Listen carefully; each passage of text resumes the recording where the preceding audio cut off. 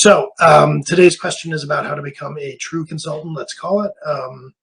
And the actual question is, I'm interested in starting to sell my head instead of my hands. How do you recommend going about that? And I should probably provide some context on this. I'm going to move the question over here so I can look at my notes. But basically, this is something I've talked a lot about on my blog over the years and more recently in the community here, which is the idea of, are you selling like know-how and knowledge, or are you selling labor? And I'll put up another video for YouTube with this, but I've talked about the difference between a freelancer or a contractor and a consultant. And I have a fairly specific definition of what a consultant is. And specifically, a consultant is somebody who is paid for advice. So if you go off on your own and you're a software engineer and you do like contract-based software engineering work as an independent freelancer, I don't consider you to be a consultant. You would be a consultant if somebody gave you a call and said, hey, will you come in and tell us how to do stuff, or tell us what we should do? I'll pay you, $10,000 to do an assessment of where we're at and give us a go or no go on launching this new feature. So consultants, the deliverable is some form of advice. It could just be, actual advice. People calling you up and asking what to do. It could be something like a roadmap or a write-up or whatever, but the crucial thing is you're not delivering work product in the sense of something like code or graphic design, assets, content, etc. So you are doing, you are just telling people what they ought to do rather than delivering them something. So that is kind of the general background on the subject of like where this question is coming from. So when they say I'm interested in starting to sell my head instead of my hands, that's a distinction that I'll make a lot, is basically, are you selling know-how or are you selling labor? So that is the head versus hands respectively. So this person is asking, I want to go from doing labor-based freelancing to becoming a true pure consultant. Okay, so with that in mind, why would you want to do this is a valid question, and it comes up a lot, especially if you've spent a career doing I think of somebody who's doing labor, if you will, especially like knowledge work type labor, as a technician. That is a term used in the book, The E-Myth, or The E-Myth Revisited, if you read it, and that's basically, tradecraft. So a technician is somebody who's working with their hands, so to speak. They're doing labor, software engineering, graphic design, etc. And a lot of people in those types of roles would ask, like, well, what's wrong with that? Why would I want to consult instead of doing what I'm doing? So the background there is there's nothing wrong with technician type labor. You can make a lucrative career either as a salaried person or, maybe with a freelance solo practice or building an agency or whatever you might want to do. There's nothing wrong at all with doing tradecraft or doing technician type work. So the question of why would you want to become a consultant isn't one of one being better than the other. It's just that they have different advantages and disadvantages. They require different sets of skills and strengths. Being a consultant, the main reason I can think of why you might want to do that is pay. Consulting is typically strategic advice. It's higher leverage. It's typically, if you were to normalize it over hours, like for an hourly rate, consultants can make a much higher hourly rate than somebody who's executing labor. It's typically going to be higher profile, higher stakes, higher prestige, if you will. You are much more likely as a consultant to become sort of a respected expert in your industry than as a laborer. So those are all kind of potential upsides. There are downsides too. I mean, if you're consulting and what you truly like is producing a thing, like consultants very much are going to have, the kind of manager's schedule, meaning you're just going to go to a lot of meetings and, tell people what to do and give advice and argue and this type of stuff. I can say, as somebody who owns a business and doesn't do anything resembling tradecraft anymore, I miss it. If you like sitting down at your desk and writing code or producing graphics or various technician pursuits, you get into a state of flow, and that can be very rewarding and very addictive even. It's a lot of fun. I always think of, when I was a software engineer, I was essentially getting paid. It was almost like to do crossword puzzles. I viewed it as people were like paying me to do like interesting puzzles for a living. I mean, what a great thing. So, you can kind of miss that. You also might not be like super well suited to consulting. It can be high stress and high stakes. So when I was a management consultant, I would often go into organizations and I was there to maybe tell them like what they were doing wrong from their code base, or that they would have to retire something or change their approach. And so what this would mean is, flying somewhere and going on site and plugging into a situation where you're talking to an executive who, has a problem, and they're expecting you to figure out really quickly what's going on. So I would go around and maybe interview key stakeholders, team leaders, that type of thing. So you're expected to come up to speed very quickly with the situation. You're expected to draw on a deep well of knowledge and having seen a lot of similar situations. And that creates pressure if you're there and you're going to talk to people over the course of a week. And by the end of a week, they're going to expect you to have onboarded well enough within this organization, laser focused on the problems that they're having, to be able to tell them what to do. That isn't easy. And if you're doing this as an indie, there's nobody else there to sort of assist you. So you're commanding a good bit of money. You're going to show up, you're going to fly out, you're going to, dress in business casual or whatever they come up with. And if you don't have something intelligent to tell them after a week, they're going to demand their money back or think that you're a charlatan. So it's high pressure. Not necessarily easy to do. And by the way, if you want to earn a consistent living at it, you're going to do this week or two engagement. You're going to have to keep doing that. So it isn't just once that you go do all this. You're going to have to sign up for that kind of thing like once a month or whatever the case may be. So there are definitely cons. There are reasons that you wouldn't want to do it. I'm just kind of laying all this out for the sake of, completeness of the video. I imagine that the person asking this question is already convinced that they want to try to go this route. So I'm doing this more, for context here. You would generally want to do this if you can sort of withstand all of the things that I've talked about as cons, or, pressure or what have you. You would want to do it because you unambiguously will make more money doing consulting, and it will open up more opportunities. And if you're consulting consistently for a long period of time, the kind of offers you would get for jobs at times, like, in my management consulting travels, I've literally been offered executive positions, not an interview process. People have said, I would literally, hire you to be the COO or, whatever, for the department. I would hire you to run this team. So it opens up a lot of opportunities. There are a lot of advantages to it.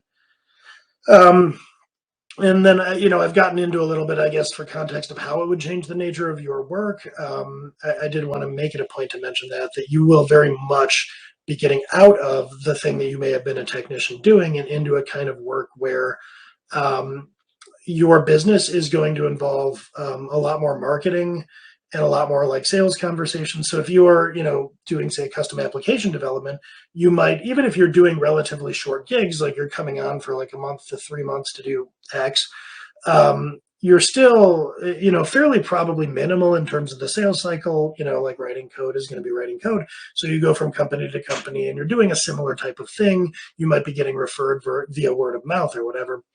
If, on the other hand, you're doing a consulting practice like mine, like helping companies assess and triage like situations with code bases, those aren't super repeatable.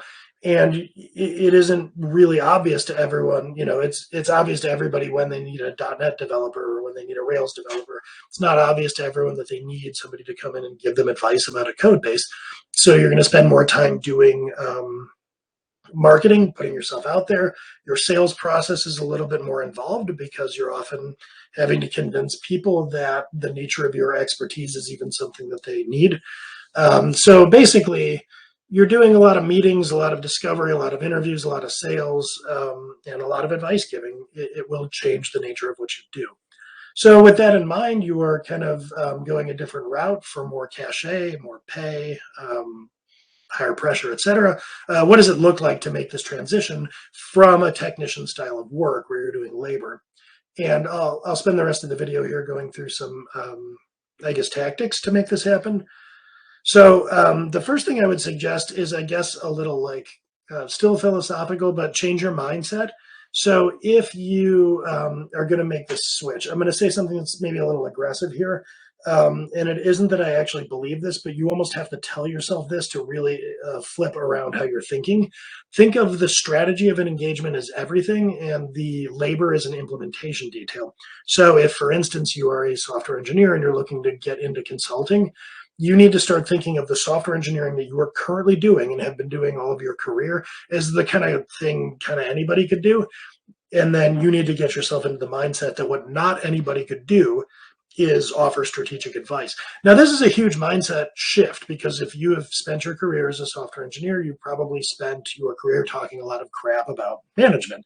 You know, the director or VP or whatever of this organization is kind of a moron with his head in the clouds and blah, blah, blah. Anybody could do that guy's job. It takes, a real skill to write good code. You almost need to invert that and say, we could hire any warm body to write code, but knowing which code to write, which feature set to build, what's going to yield return on investment, that's where the real, magic happens.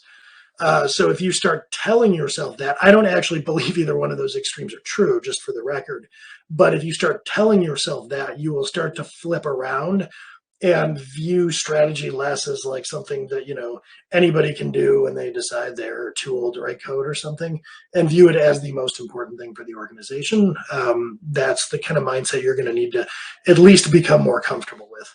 So let's get into more specifically tactical things that you might do. First is don't try to convince any of your existing clients to change to strategy mode with you. If you are doing labor for clients, if you are writing code, taking pictures, writing content, if you then come and say, hey, good news, instead of like being this thing, I'm now a manager of this thing, you're never going to sell that. So understand that you are going to have to sunset your existing clients as you change the nature of your practice. You are never going to convince people who are paying you for labor that you are now a strategy partner. So understand that what you're going to be doing is bringing in new clients and sunsetting old ones. That is an important distinction to make. I would not bother trying to convert any of your existing clients. So with that in mind, you are going to need to change the nature of your offering for new clients. So I would suggest the easiest way to get into this is to create some kind of productized consulting service, meaning, do something kind of easy to commit to so you get your feet wet. If you are in application development, for instance, create maybe like a paid discovery call that you do. So you're going to have to do discovery anyway with clients if they're going to be contracting you to do software development. So you could do something like say, I have a really fine-tuned discovery process that works all the way towards return on investment, and that starts at $2,000. It could be something like, I'll come in and analyze your Kubernetes setup and tell you if you have things that you need to improve. So it could be a stock assessment, and the deliverable is a set of recommendations of what to change. It could be help making some kind of decision. So maybe if we take the Kubernetes example again, that your productized service is you help organizations make a go or no-go decision on Kubernetes adoption. So, hey, you're thinking of adopting Kubernetes. I will come in and for $2,500, I'll spend a day with you and I'll tell you whether that's a good idea for your company or not. So come up with something that is flat priced, expert in nature, not very expensive, and easy to articulate. And then, put it up on a website or whatever you do, start to socialize it. If it's simple, if it's not overly expensive, the stakes won't be super high. It'll be easy to start there instead of saying, I'm going to do $500,000, year-long consulting retainers or whatever. It'll be easier to sell that. It'll be easier to get bites. It'll be easier to fulfill. And even if, it's an utter disaster the first time you try it, it's not really that big of a deal. You've wasted a day. Here's your $2,500 back. And, I'll try to do better next time. So I would create something at the low end of the market that's easy to articulate like that, roll it out, make it well known and start trying to sell that. So once you get a few of those under your belt, you'll start to feel better and better. You can maybe build a higher level strategy offering on top of it, or you can start to grow that practice. But, make it relatively easy for people to buy that first one, make it relatively low stakes, make it clear, and just get used to doing something like that. In parallel with that, I would start up some kind of office hours or some kind of donation of time. For example, one thing that I did very early on in my independent career was, I don't even remember how I got into this, but there was a startup incubator in Chicago, 1871, and I started doing office hours there. Gosh, probably 8 years ago now. And so I was kind of like rent a CTO for half an hour. So these startup founders would come in and ask questions. Usually these were questions like, oh man, I offshored all of my initial MVP to like this cheap company. What do I do now? A lot of it was, where do I find and how do I hire software engineers? So I would just help people. The thing is, if you do something like that, if you donate your time in that fashion, people will come to you and they will throw all sorts of problems at you, and you will have a relatively limited amount of time to sort of wrap your head around it and answer. And that isn't some innate gift, that's a skill that comes with practice. So what you're doing by donating your time in this fashion is you are giving yourself an education and consulting in very short order. So people are coming to you with problems, you're solving those problems. The beauty of this is, because it's free advice, you don't really have stakes. So if you faceplant at it in the beginning, the worst thing that happens is somebody who wanted free advice anyway is like, well, that wasn't very good. It is interesting, though. One thing I'll mention, I think I've talked about this in blog posts before too. You might be surprised when you toss up an offer of like free advice, how few people take you up on it. Because usually they're thinking, kind of what's the catch? So you need to be prepared to actually convince people to take your free advice because they think you probably want to sell them something or whatever. So there is some skill required there in having the bedside manner and a way of explaining yourself that makes people think you're not a scammer. So you actually do need to even develop a little bit of sales skill to get people to take free advice from you. So that's kind of an ancillary benefit. Be prepared for that. The inevitable question is, why are you doing this? You need to be able to explain yourself. And by the way, a perfectly valid way to explain yourself is to say, I want to get better at consulting. I'm looking to break into consulting, and this is free consulting. So hopefully you get some value out of it. What I get out of it is consulting practice. That is a perfectly reasonable explanation. The thing you want to avoid is them thinking that you are doing this free consulting to turn around and try to convince them to hire you for more stuff. The other thing I would do is look for opportunities in your like labor-based consulting practice to start subcontracting or referring out work. Meaning, if you are engaged with a few different clients to like build websites or something like that, look for opportunities to get somebody else to do that labor. So one thing that might be is if you're working for a client on a website build and they want to increase the scope or they want to speed up the timeline or something, you might be able to come back and say like, hey, I can't do that myself. I'm fully booked. You're looking for too much here. But if I bring in, somebody else, we can do that together. So what you're doing here is you're starting to exercise the muscle memory of separating a client's need from yourself as the fulfilling party. Another good way to do this is if you're, building a web application and they say, hey, once this is in place, can you help us set up like Google Analytics and like some basic landing pages? That's probably not something you want to do if you're a software developer anyway. So you can start to build out a kind of mutual referral network of like, hey, I don't do this, but, Bob over here is a marketer and he can help. Referring that out is good. Being a person that knows where and how to get fulfillment of what clients want labor-wise is a good thing. Running that fulfillment can be even better. Working as a general contractor with subcontractors gives you kind of the know-how and puts you in the client's position of understanding what it's like to manage vendors. And it, by the way, subtly starts to position you as somebody who knows how to get the labor done without doing the labor yourself. And that is the transition you want to be making. So look for opportunities to subcontract because not only does it position you as kind of expert and more authoritative in the organization because you're sort of like delegating to people, but it establishes some muscle memory of, I don't get into the business of making landing pages, but I know how to get them made for you. And that's really what a consultant ultimately is at the end of the day. I know how you can do all of the things that you need to do. Kind of building on that a little bit, go out of your way to identify fulfillment partners in adjacent things that you're doing. so that you always have that at the ready. Because what you really want to be doing is anytime you hear a client articulate that they need something, you want to be the person that knows how they get that done.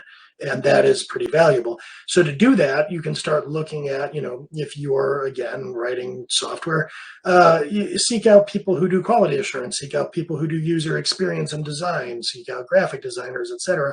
Have them in your network so that whenever you overhear the client needing things, you can make recommendations for them as to what to do. Now, you're probably thinking, didn't I just say you're not going to convert an existing client to a strategy client? And yes, that's true. But you might, flip yourself from a solo practitioner to somebody with a tiny ad hoc agency with subcontractors. You're still doing the labor.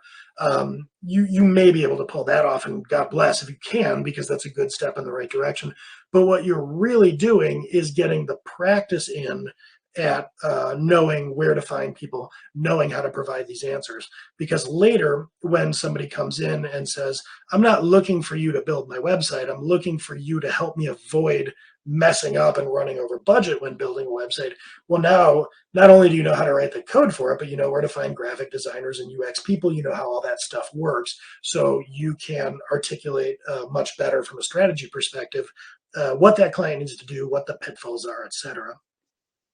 I would also recommend that you're going to want to start to create authoritative content involving strategic advice. So as you're doing these office hours, as you're starting to be the person who knows where to find other subcontractors and everything, start to create content, give talks or put up content on your website, create videos explaining how one would do all these things. If people who are consuming that content get used to coming to you for that type of advice, they are going to quite naturally seek out engagements with you for that type of advice. So take your experience, take what you're doing, and start learning how to put it out there in the world as authoritative content.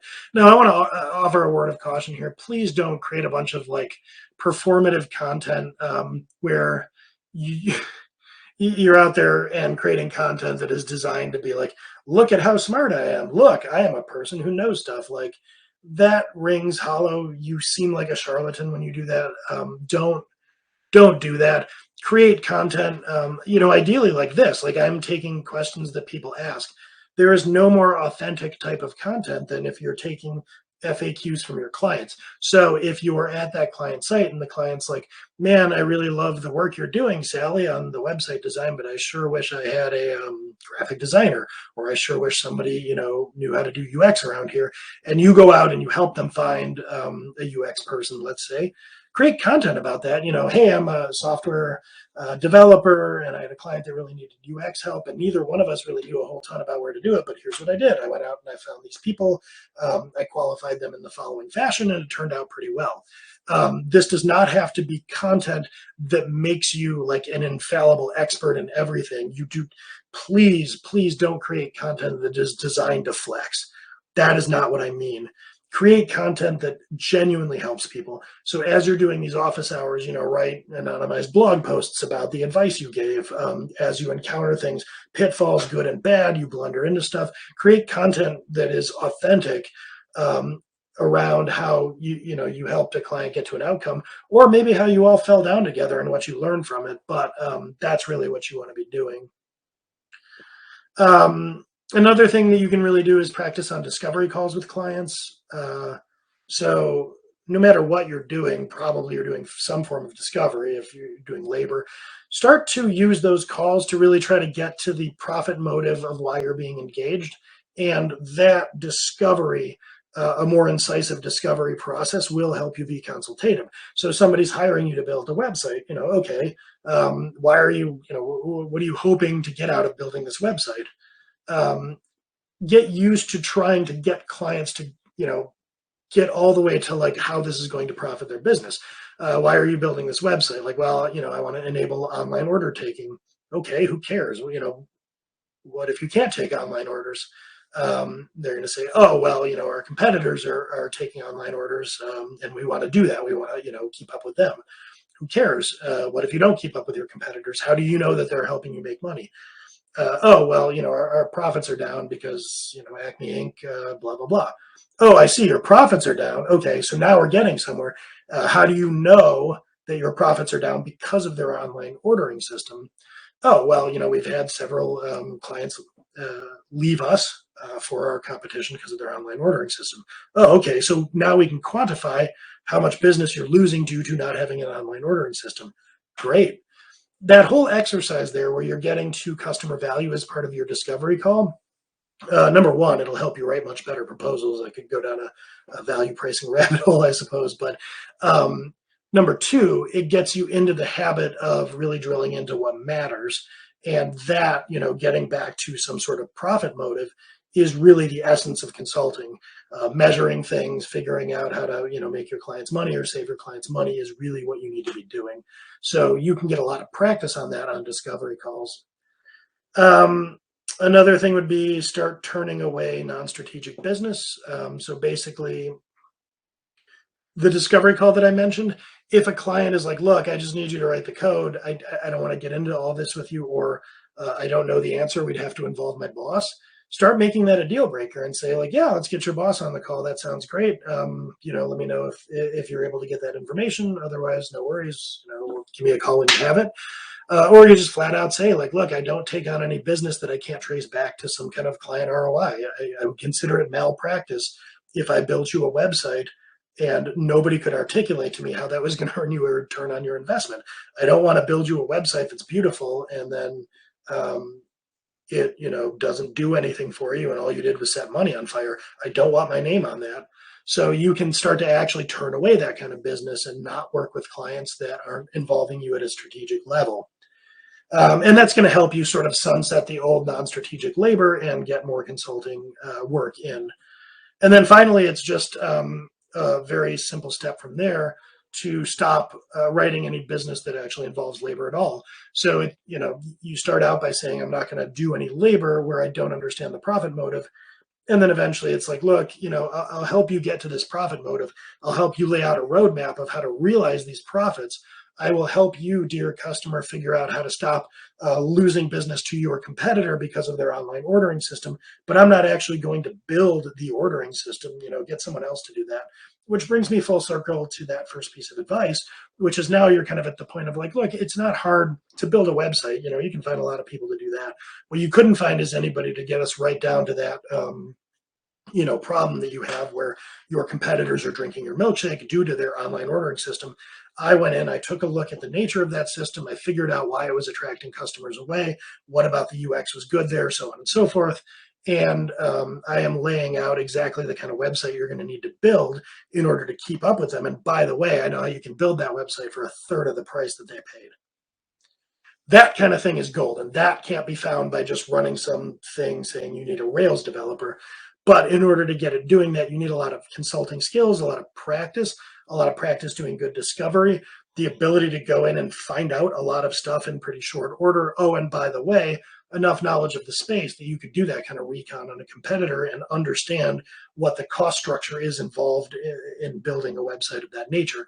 And that's where you're drawing on your previous like web development experience. You know what a website build is like. You've done a ton of them.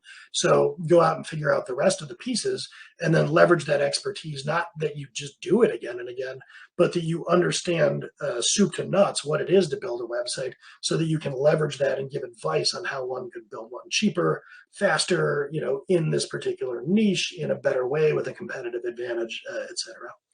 So this has been a pretty long one compared to the normal video, but I could talk all day about consulting. It's sort of near and dear to my heart. So hopefully that has been a help. And yeah, I will catch you next time.